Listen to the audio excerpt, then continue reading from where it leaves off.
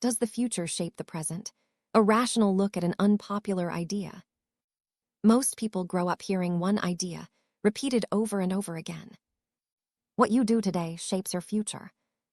That statement is true, but it is incomplete. There is another direction of influence that is talked about far less, yet it may be just as powerful. The future can shape the present. Not the future as a mystical force. Not messages traveling backward through time. But the future as it exists in the human mind.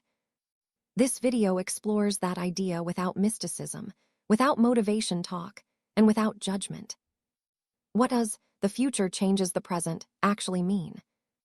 Taken literally, the idea that the future sends signals to the present has no scientific evidence.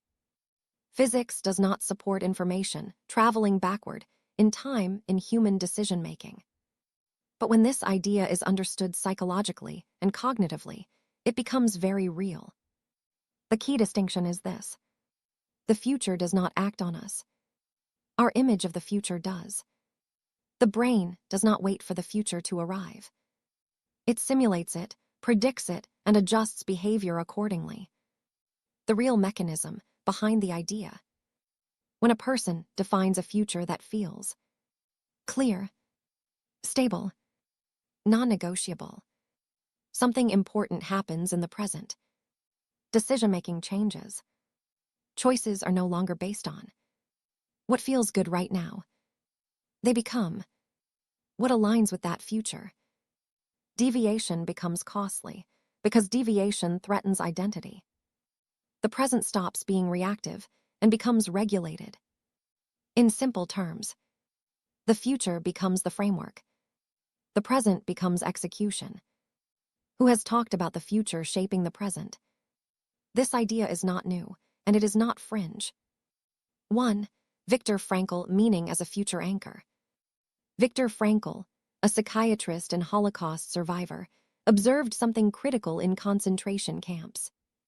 Those who survived extreme suffering were often not the strongest, but those who had something waiting for them in the future. A person to see again. A book to finish. A responsibility not yet fulfilled. Frankl wrote that humans are sustained not by memories of the past, but by meaning projected into the future. In this sense, the future literally kept people alive in the present. 2. Daniel Gilbert, the prospective mind. Psychologist Daniel Gilbert introduced the idea of the prospective mind. His research shows that the human brain is fundamentally built to simulate the future. We constantly imagine outcomes and adjust present behavior based on those predictions. In other words, humans do not live forward blindly. They live forward by forecasting. 3. James Clear, identity-based behavior. James Clear popularized a practical version of this idea. He argues that behavior follows identity, not motivation. When someone says, "I am the kind of person who does this indefinitely," action stops being a decision and becomes identity enforcement. The future self defines the rules. The present follows them.